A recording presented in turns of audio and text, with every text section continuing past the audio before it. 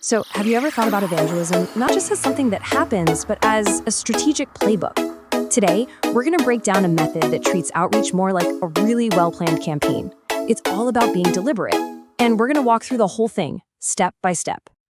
And it all kicks off with this one idea, right from the book of Proverbs. The entire foundation is this: winning souls isn't just about being passionate, it's an act of wisdom.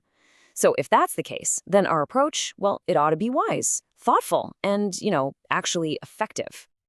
And that's the million-dollar question, isn't it? It's one thing to have a cool philosophy, but how do you make it real? How do you put it into practice? Well, that's exactly what this playbook is all about. Moving from the big idea to a concrete plan of action. Okay, so the first big concept here is a major shift in mindset. It's all about moving from just being busy to being effective. See, it's not about how many things you're doing, but how wisely you're doing them. We're talking quality over quantity for sure. So what does strategic even mean in this context? Well, it's not just about trying harder, it's about trying smarter. The whole approach calls for being discerning, for being spiritually guided, and keeping a laser focus on getting real results, not just spinning your wheels doing the same things that aren't working. So the very first thing this strategy asks of you is to take a good, hard look in the mirror. It basically says, look, if what you're doing isn't getting results, the wise thing to do isn't to just do it harder, it's to completely rethink your whole approach.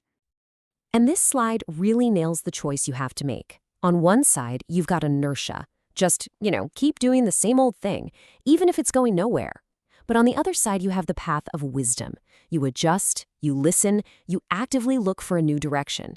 It's really all about breaking out of an unproductive cycle.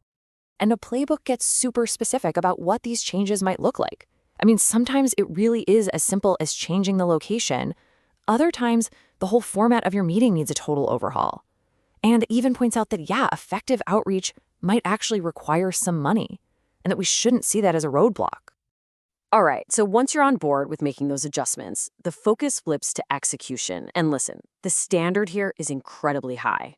We're talking about planning with the precision of a professional. The source material uses this brilliant analogy. It says, just imagine you're planning a high-stakes business dinner. You wouldn't leave a single thing to chance, would you? The whole point is that our outreach events deserve that exact same level of meticulous care and attention to detail. And this breaks down into 4 key actions. First, plan every single detail. Then, think about presentation. Dress well, set a respectful tone for the event. Third, you have to actively create a joyful, welcoming atmosphere. People need to feel it. And finally, every single element, from the music to the message, has to be designed to be inspiring. But look, a perfectly planned event is only half the battle. The strategy doesn't just stop with logistics. The next critical piece of this puzzle is making sure the right people are actually in the room. This is all about a targeted invitation strategy. I mean, this is a make-or-break question for any event, right? But according to this playbook, it's especially true for soul winning. Who exactly are we trying to reach with this meticulously planned event? And the source is incredibly direct about this. The goal is to invite people who are actually prospects for salvation and discipleship. It explicitly says to avoid inviting Christians who are already super rooted in other churches.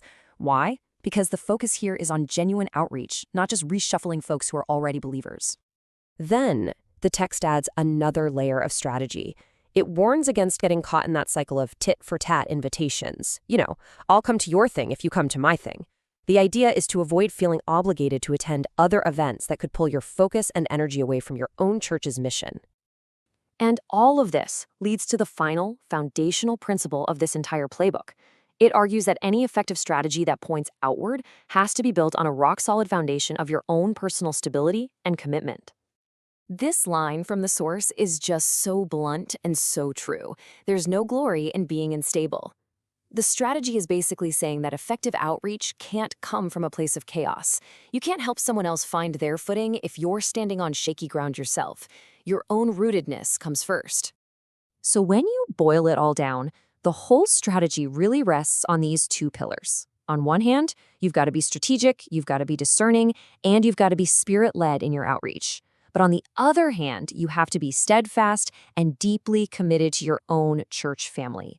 The playbook insists you absolutely need both to be truly effective. And this prayer, which is right at the end of the source text, it just brings everything together perfectly. It's like a personal declaration that captures the whole mindset, a commitment to wisdom, to being effective, to getting fruitful results, all while being guided by the Spirit. It's the whole playbook, summarized in a personal mission statement. So there you have it, the playbook. It's this fascinating mix of business-like strategy and faith-based outreach. And it leaves us with a pretty big question to chew on.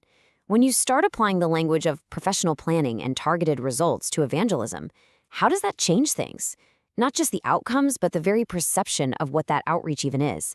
Definitely something to think about.